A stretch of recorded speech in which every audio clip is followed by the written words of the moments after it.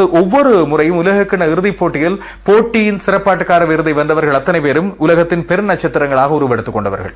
75 அப்போதைய மேற்கிந்திய தீவுகளின் அணித்தலைவர் கிளைட் லாய்ட், 79 பின்னாளில் தலைவராக வந்த விவ் ரிச்சர்ட்ஸ், 83ஆம் ஆண்டு இந்தியாவின் சிறந்த சகோதர வீரர்கள் ஒருவரான மோஹிந்த ராமநாத் இந்தியாவின் தலைவராக அவருக்கு எப்பொழுதும் வர வாய்ப்பு கிடைக்கவில்லை. 87 டேவிட் பூன் ஆஸ்திரேலியாவின் அசத்தன் நாயகன், 92 இவர் தன்னுடைய சதவேட்டையை தொடர்ந்திருந்தார். 96ஆம் ஆண்டு அவர் அரவிந்த் டி சில்வா கலக்கோ கலக்கென்று கலக்கியிருந்தார். ஒரு உலகக்கிண தொடரில் கூடுதலான போட்டித் தொடரின் போட்டி சிறப்பாட்டுக்கார விருதையும் அந்த தொடரில் அவர் வென்றிருந்த 4 தடவைகள். மற்றும் 99ஆம் ஆண்டு சுழல் பந்து வீச்சு நட்சத்திரமான ஷேன் போன், 2003ஆம் ஆண்டு ஆஸ்திரேலியாவுக்கு உலகக்கிணத்தை வென்று கொடுத்த தலைவர்கள் ஒருவரான ரிக்கி பாண்டிங், 2007 ஆடம் கில்கிறிஸ்ட், அந்த ஸ்குவாஷ் பால் கில்கிறிஸ்ட், ஆனால் அவரை பொறுத்தவரையில் யாராலும் வெறுக்க முடியாது. 2011 MS தோனி இறுதிப் போட்டியின் நாயகன் விருதை வென்றிருந்தார். 2015 ஜேம்ஸ் ஃபோக்னர் தன்னுடைய பந்துவீச்சு மூலமாக 3 விக்கெட்டுகளை வீழ்த்தி போட்டியின் நாயகன் விருதையும் தரதாக்கிக் கொண்டார். 2019 பென் ஸ்டோக்ஸ் என்பது இங்கே கவனிக்கக்கூடியது. எனவே சாதனைகள் பல கலக்கலாக வந்து கொண்டிருந்த உலகக்கிண போட்டிகளை பொறுத்தவரையில் நாங்கள் சொல்லியிருந்த அந்த துடுப்பாட்ட வீரர்களின் முக்கியமான அம்சத்தை பொறுத்தவரையில் முதல் 3 துடுப்பாட்ட வீரர்கள் 1, 2, 3 இந்த 3 பேரும் சேர்ந்து மட்டும் 51% ஊட்டங்களை பெற்றுக் கொண்டார்கள். 2015 இந்த 3 பேரும் சேர்ந்து பெற்றுக் கொண்டது 43% மாத்திரமே. இதுபோல இங்கே கவனிக்கக்கூடிய முக்கியமான விஷயம் என்னவென்று சொன்னால், ஜூன் மாதத்தின் ஆரம்பத்திலே முதலில் துடுப்படுத்த அணியை விட சேஸ் பண்ணுகின்ற அணிக்கு வாய்ப்புகள் கூட போல தென்பட்டது. ஜூனின் இறுதிக்கு பிறகு நாணய சுழற்சியில் வென்றவுடன் உடனடியாக துடுப்படுத்த விரும்பினார்கள். இதை ஆரம்பித்து வைத்தது திமுத் கருணாரத்ன என்றால் மிக இல்லை. இங்கிலாந்துக்கு எதிராக அவர் செய்த அந்த மாற்றமானது மிகப்பெரிய ஒரு ஆச்சரியத்தை ஏற்படுத்தி இருந்தது. மேற்கிந்திய தீவுகளுக்கு எதிராகவும் அதே வித்தியத்தான் கடைபிடித்துக் கொண்டார். எல்லா அணிகளும் அதை பின்பற்ற ஆரம்பித்தன. முதலில் துடுப்படுத்தாடி ஓட்டங்களை பெறுவது, பிறகு எதிர் அணியை சுருட்டுவது. இது சேசிங் கிங்ஸாக விளங்கிய இங்கிலாந்து மற்றும் இந்திய அணிகளையே தடமாற வைத்திருந்தது. இதிலே துடுப்பாட்ட வீரர்களை பொறுத்தவரையில் ஆரம்பத்திலே துடுப்படுத்தால் அவர்கள் வாசியாக இதை பயன்படுத்திக் கொண்டிருந்தார்கள். காரணம், பந்து வீச்சார்கள் பின்னே சுருக்கு போட ஆரம்பித்தார்கள். பொதுவாக இந்திய உபகண்ட ஆடுகளங்களில் ஆசியாவை பொறுத்தவரையில் இரண்டாவதாக துடுப்படுத்த ஆடுகின்ற அணிக்கு இரவு வெளிச்சத்தின் போது டே நைட் கேம்ஸில் சுழல் பந்து வீச்சார்கள் தான் சிம்ம சொப்பனமாக விளங்குவார்கள். இங்கே பார்த்தால் வேக பந்து வீச்சார்கள் அவர்கள் அதிகம் கையாண்டது. மீண்டும் எல்லோருக்கும் இந்த பந்து வீச்சை ரசிக்கின்ற அத்தனை பேருக்கும், இல்லாவிட்டால் பந்து வீச்சு துடுப்பாட்டத்தை விஞ்ச வேண்டும் என்று விரும்புகின்ற அத்தனை பேருக்கும் இம்முறை வாய்ப்பாக அமைந்தது. மிகச்சிறந்த யோக்கர் பந்துகளை பார்ப்பதற்கும், மிகச்சிறந்த துல்லியமாக குறிவைக்கப்பட்ட பவுன்சர் பந்துகளை பார்ப்பதற்கும்.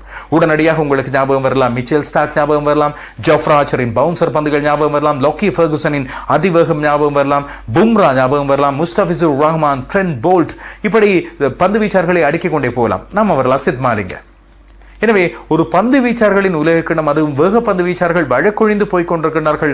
அவர்கள் எப்போது போட்டாலும் அடிதான், டெத் போலிங் அவர்களால் முடியாது என்று நினைத்திருந்த சூழ்நிலையை மாற்றி அமைத்த உலகக்கிணத்துக்கு நாங்கள் பந்து வீச்சார்கள் சார்பாக உண்மையில் நன்றிகளை இங்கே சொல்லிக் கொள்ள வேண்டும். துடுப்பாட்ட வீரர்களின் சாதனைகளை ஒரு பக்கம் நாங்கள் பார்த்தோம். அதிகூடிய ஓட்டங்களை குவித்த ஒரு வரிசையை பொறுத்தவரையில் இதோ உங்களுக்கான பட்டியல் இங்கே இருக்கின்றது.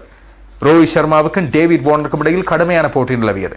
இன்னொரு பக்கம் அடுத்த 2 பேரும் போட்டி போட்டுக் கொண்டு வந்தார்கள், ஜோ ரூட்டும் கேன் வில்லியம்சனும். கேன் வில்லியம்சன் தொடரின் நாயகன் விருதை பெற்றார். ஓட்ட குவிப்புக்கு மட்டுமல்ல, அவருக்கு மிகச்சிறந்த கனவான் தன்மைக்கும் இந்த விருது வழங்கப்பட்டது. இதனடுவே நம்ம ஷகிப் அல் ஹசன் போட்டி போட்டுக்கொண்ட சகோதர வீரராகவும் துடுப்பாட்ட வீரராகவும் தன்னுடைய பெயரை பதிந்து விட்டு போனார். எனவே இது ஒரு வித்தியாசமான போட்டிக்களமாக அமைந்திருந்தது. சிறந்த சகோதர வீரராக கருதப்படக்கூடிய பென் ஸ்டோக்ஸ் துடுப்பாட்டத்திலும் கலக்கியிருந்தார். இப்படியே வீரர்கள் ஒரு பக்கம் கலக்கிக் கொண்டிருக்க, பந்து வீச்சார்களை பொறுத்தவரையில் கூடுதலான விக்கெட்டுகளை வீழ்த்தியவராக மிச்சல் ஸ்டார்க் 27 விக்கெட்டுகள். அந்த பட்டியலை இப்பொழுது உங்களுக்கு தந்திருக்கிறேன். 21 விக்கெட்டுகள் ஃபெர்குசன், ஜோஃப்ரா ஆர்ச்சர் 20 விக்கெட்டுகள், முஸ்தபிசுர் 20 விக்கெட்டுகளை சேர்த்திருந்தார். அவர் அரையிறுதி காண முதலே வெளியேறிய வீரர்களில் ஒருவர். Jasprit Bumrah 18, mark would 18. இதிலே மிகச்சிறந்த பந்துவீச்சு பிரதியாக நாங்கள் பார்க்க இருப்பது ஷஹீத் ஷாஃப்ரிடியின் 35 ஓட்டங்களுக்கு 6 விக்கெட்டுகள். மொத்தமாக 10 5 விக்கெட் பருதிகளும் பெற்றுக் கொள்ளப்பட்டன. எனவே ஆரம்பத்திலே துடுப்பாட்ட வீரர்களுக்கு சாதகமாக இருக்கும் என்று நம்பப்பட்ட உலகக்கிணத்தில் வேகப்பந்து வீச்சார்கள் 5 விக்கெட் பருதிகளை எடுத்துக்கொண்டார்கள். இதிலே ஷகிப் அல் ஹசன் ஒரு சுழல் பந்து வீச்சாளராக 5 விக்கெட் பருதி எடுத்ததும் இங்கே கவனிக்கக்கூடியது. மிகச்சிறப்பான முறையில் தன்னை ஒரு சகோதர வீரராக நிலைநிறுத்திக் கொண்டார். சகோதர வீரர்களின் பட்டியலை எடுத்து பார்த்தோம் என்று சொன்னால் 3 வீரர்கள் கவனிக்கக்கூடிய இடத்திலே இருக்கின்றார்கள். ஒன்று ஷகிப் அல் ஹசன், அவருக்கு நிகராக யாரையும் பார்க்க முடியாது, 606 ஓட்டங்களும் 11 விக்கெட்டுகளும். ஆனால் தேவையான போட்டிகளில் தாக்கத்தை ஏற்படுத்திய ஷகிப் அல் ஹசன் அதிலே 7 தடவைகள் அரைச்சதத்தை தாண்டி இருந்தார், 2 சதங்கள் கூட. ஆனால் தேவையான இடத்திலே தனது அணிக்கான தாக்கத்தை ஏற்படுத்தியவராக நான் நினைப்பவர் பென் ஸ்டோக்ஸ். அவருக்கும் தொடரின் நாயகன் விருதை வழங்கி இருக்கலாம். காரணம், களத்தடுப்பிலும் சிறப்பாக செய்திருந்தார். தேவையான போட்டிகளில் ஓட்ட குவிப்பில் ஈடுபட்டிருந்தார். அவர் 465 ஓட்டங்களும் 7 விக்கெட்டுகளும். ஆனால் இந்த ஓட்டங்கள் மிக முக்கியமான தாக்கத்தை செலுத்தி இருந்தன. இந்த 7 விக்கெட்டுகளோடு சேர்த்து 305 ஓட்டங்கள் பெற முடியாத பந்துகளையும் அவர் வீசியிருந்தார், டாட் பால்ஸ். மற்றொருவர், பெரிதாக கவனிக்கப்படாத ஒருவர் 15 விக்கெட்டுகளை எடுத்து அதிலும் ஒன்று 5 விக்கெட் பிரதி ஜிம்மி நீஷம். அவர் 232 ஓட்டங்களையும் பெற்றுக்கொண்டார். எனவே அவரது தாக்கமும் நியூசிலாந்துக்கு தேவையான போதுகளில் உதவி அவர்களை இறுதிப் போட்டி வரை கொண்டு வந்திருந்தது. இன்னொரு பக்கம், இந்த உலக கிண்ணத்தை பொறுத்தவரையில் ஒரு சுவாரஸ்யமான விடயத்தை பார்த்தேன். தலைவர்கள் தங்கள் நாடுகளுக்கு ஏராளமான ஓட்டங்களை குவித்தோராக இருக்கின்றார்கள். இறுதிப் போட்டிக்கு வந்த 2 அணிகளை பாருங்கள். லாயன் மோகனும் கேன் வில்லியம்சனும் தங்கள் அணிகளுக்கு கூடுதலான ஓட்டங்களை பெற்றுக் கொடுத்தவர்கள். அரையிறுதியில் தோற்றுப்போன விராட் கோலியும் ஆஸ்திரேலிய அணியின் தலைவர் ஆரோன் பிஞ்சும் ஓட்டங்களை பெற்றவர்கள். அடுத்த இடங்களை பெற்றுக்கொண்ட பாகிஸ்தான் அணியின் சப்ராஸ் அகமது கொஞ்சம் சறுக்கியிருந்தார். அவரை தள்ளி வைத்துவிட்டு அடுத்த வீரர்களை பார்த்தால் இலங்கை அணியின் திமுத் கருணாரத்ன, தென்னாப்பிரிக்காவின் ஃபஃப் டு பிளஸி, என் தேவையான பொது ஓட்டங்களையும் குவித்த விக்கெட்டுகளையும் எடுத்துக்கொண்ட மேற்கிந்திய தீவுகளின் ஜேசன் ஹோல்டர், இவர்களை நாங்கள் இந்த பட்டியலில் சேர்க்கலாம். மிகச் சிறப்பாக பிரகாசித்தவர்கள் என்று. எனவே இது தலைவர்களின் உலக கிண்ணம். தலைவர்களின் தனிப்பட்ட சாதனையை எடுத்து பார்த்தால் 42.94. 1975 ஆண்டிலேயே மட்டும்தான் தலைவர்கள் இதைவிட கூடுதலான சராசரியை பெற்றுக் கொண்டார்கள் என்று சொல்லி தரவுகள் சொல்கின்றன. இன்னொரு பக்கம், சுழல் பந்து வீச்சாளர்களுக்கு ராசி இல்லாத உலக கிண்ணம் என்று சொன்னோம் இல்லையா? ஆனால் வேகப்பந்து வீச்சாளர்கள் மீண்டும் உருவெடுத்த ஒரு உலக கிண்ணமாக இது இருந்தது. முதல் 17 கூடுதலான விக்கெட்டுகளை வீழ்த்தியோரும் வேகப்பந்து வீச்சார்கள். அதுக்கு பிறகுதான் சஹால் வருகிறார். ஆனால் இப்படி ஒரு வாய்ப்பு அடுத்த உலக கிண்ணம் இந்தியாவில் இடம்பெறும் போது நடைபெறுமா, இந்திய ஆடுகளங்களோடு சரிவருமா என்று சொல்லி கேட்டால் ரொம்ப கஷ்டம். ஆனால் இன்னொரு பக்கம், வேகப்பந்து வீச்சார்கள் பாவமாகவும் இருந்தார்கள். பல மோசமான அணிகள், களத்தடுப்பில் மோசமான அணிகள் பிடிகளை தவறவிட்டதன் காரணமாக வஹாப் ரியாஸ், லசித் மாலிங்க போன்ற பந்து வீச்சார்கள் மிக மிக கஷ்டப்பட்டிருந்தார்கள். அவர்களுக்கு கிடைத்த பலன்கள் எல்லாம் இல்லாமல் போயின, பிடிகள் தவறவிடப்பட்டதன் காரணமாக. வஹாப் ரியாஸ், லசித் மாலிங்க, ஜஸ்பிரிட் பும்ரா இவர்களது பந்து வீச்சலில் கூடுதலான பிடிகள் தவறவிடப்பட்டதாக தரவுகள் கூறுகின்றன. ரொம்ப பரதாமாக இருந்திருக்கும் அவர்களை பார்க்கும்போது. ஆனால் இதன் காரணமாக துடுப்பாட்ட வீரர்களுக்கு அதிர்ஷ்டம் என்று சொன்னால் 3 பேரை சொல்லலாம். ஒருவர் ரோஹித் சர்மா, இன்னொருவர் ஆரோன் ஃபிஞ்ச், மூன்றாமவர் டேவிட் வார்னர். இந்த 3 பேருமே பெரிய ஓட்டங்களை குவித்தவர்கள். பின்னர் இவர்களுக்கு உதவி இருந்தது மற்ற எதிரணிகள் பிடிகளை நிறைய தவறவிட்டது. சாதனைகள் என்று பார்க்கும்போது இம்முறை முறியடிக்கப்பட்ட சாதனைகளுக்கு முதல் 192 இணைப்பாட்டம் தான் இம்முறை மிகப்பெரிய இணைப்பாட்டம். வார்னரும் கவாஜாவும் பகிர்ந்து கொண்டார்கள் பங்களாதேஷுக்கு எதிராக. இதுதான் இந்த உலக கிண்ண தொடரின் மிகச்சிறந்த இணைப்பாட்டம். 189 ஓட்டங்கள் அடுத்த இது 3 தடவைகள் பெறப்பட்டன. ஆச்சரியமான விஷயம் தான். இந்த எண் கோலங்கள் கொஞ்சம் வித்தியாசமானவை. ஷகிப் அல் ஹசனும் லிட்டன் தாஸும் சேர்ந்து மேற்கிந்திய தீவுகளுக்கு எதிராக ஒரு ஆச்சரியமான இணைப்பாட்டம் ஒன்றை புரிந்த போது 189 ஓட்டங்கள். ஜோ ரூட்டும் ஒயின் மோகனும் சேர்ந்து ஆப்கானிஸ்தான் அணிக்கு எதிராக 189 ஓட்டங்களை பகிர்ந்து கொண்டார்கள். இதுபோல KL ராகுலும் ரோஹித் சர்மாவும் சேர்ந்து இலங்கை அணியை வதைத்த போட்டியிலும் 189 ஓட்டங்களை பெற்றுக் கொண்டார்கள். ஆனால் இவை சாதனை முறியடிக்கவில்லை. ஆனால் ஜோ ரூட் ஒரு சாதனை முறியடித்துக் கொண்டார். இங்கிலாந்தின் டெஸ்ட் அணி தலைவர், ஆஷஸ் அணி தலைமை தாங்க போகின்றவர், ஒரே தொடரில் அதிகூடிய பிடிகளை எடுத்த விக்கெட் காப்பாளர் அல்லாத களத்தடுப்பாளர் என்ற சாதனையை ஆஸ்திரேலியாவின் முன்னாள் அணி தலைவர் ரிக்கி பாண்டிங்கிடமிருந்து பறித்திருக்கின்றார். பாண்டிங் 11 பிடிகளை எடுத்திருந்தார் ஒரே உலக கிண்ண தொடரில். அதை முறியடித்துக் கொண்டார். இலகுவாக 13 பிடிகளை எடுத்திருந்தார் ஜோ ரூட். அவருக்கு வாய்ப்பாக அமைந்தது. இங்கிலாந்துக்கு எந்த ஒரு போட்டியும் மழை காரணமாக கழுவப்படவில்லை. அதிர்ஷ்டம் வாய்ந்த அணி ஒன்று. எனவே எல்லா போட்டிகளிலும் அவர் களத்தடுப்பில் ஈடுபட வேண்டியிருந்தது. பிடிகளை பிடித்தார். இதுபோல இன்னொருவராக நாங்கள் பார்க்கக்கூடிய ஒருவர் ஃபஃப் டு பிளஸி 10 பிடிகளை எடுத்திருந்தார். மற்றும் பேஸ்டோ 9 பிடிகளை எடுத்திருந்தார். பேஸ்டோவும் களத்தடுப்பில் ஈடுபட்ட வேளையில் இந்த பிடிகளை பெற்றுக்கொண்டார். சுருக்கமாக இம்முறை முறியடிக்கப்பட்ட சாதனைகள் 4. 1, ரோஹித் சர்மாவின் 5 அடுத்த சதங்கள். சங்கக்காரவின் 4 சதங்கள் பெற்றுக்கொண்ட 2015 ஆண்டு உலகக்கிண்ண சாதனை முறை முறியடிக்கப்பட்டது. ஆனால் என சங்கா தொடர்ந்து அந்த 4 சதங்களை எடுத்திருந்தார். ரோஹித் சர்மா 5 சதங்களை முறை. அதுபோல அதிக 6 ஓட்டங்களை பெற்றுக்கொண்ட சாதனை ஒரு இன்னிங்ஸில் ஒயின் மோகன் முறியடித்ததை பற்றி நாங்கள் சொல்லியிருந்தோம்.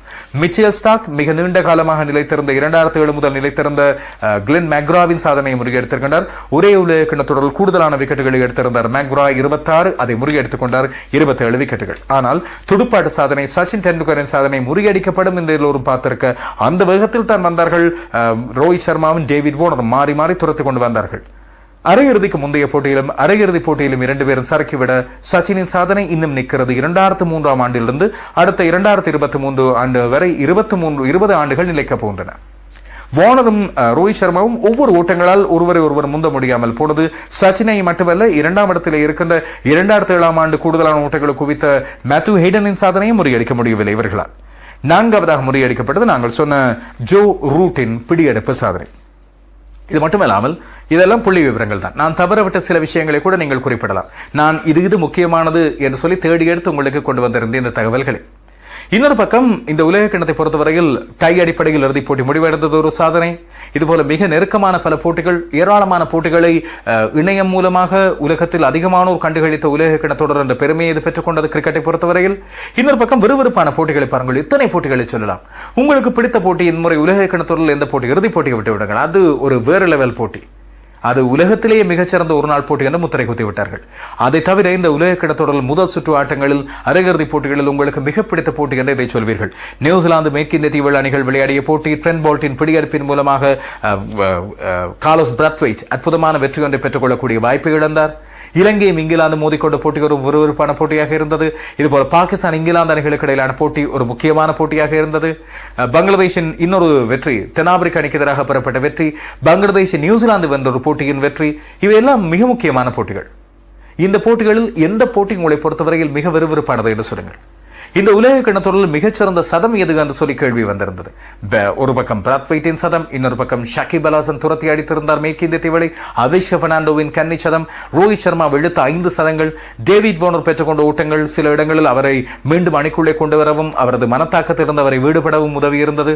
ஆயின் மோகன் ஒரு பக்கம் ரஷீத் கானை வெளுத்து விளாசியிருந்தார். இதுபோல எதிர்பார்த்த சில நட்சத்திரங்கள் இம்முறை சொதப்பியிருந்தார்கள். கிறிஸ் கெயில் அவராவது பரவாயில்லை, ரஷீத் கான் மிக பெரிதாக எதிர்பார்க்கப்பட்ட ஒருவர் இம்முறை சொதப்பியே போனார்.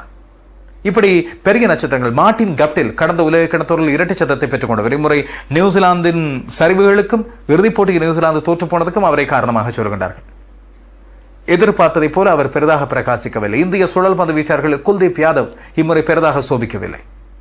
இலங்கையின் துடுப்பாட்ட வரிசையை பொறுத்தவரையில் துடுப்பாட்ட வரிசையில் இடையே நடுவே ரொம்ப எதிர்பார்க்கப்பட்ட குசல் மெண்டிஸ் பெரிதாக எதிர்பார்த்ததை போல நடக்கவில்லை.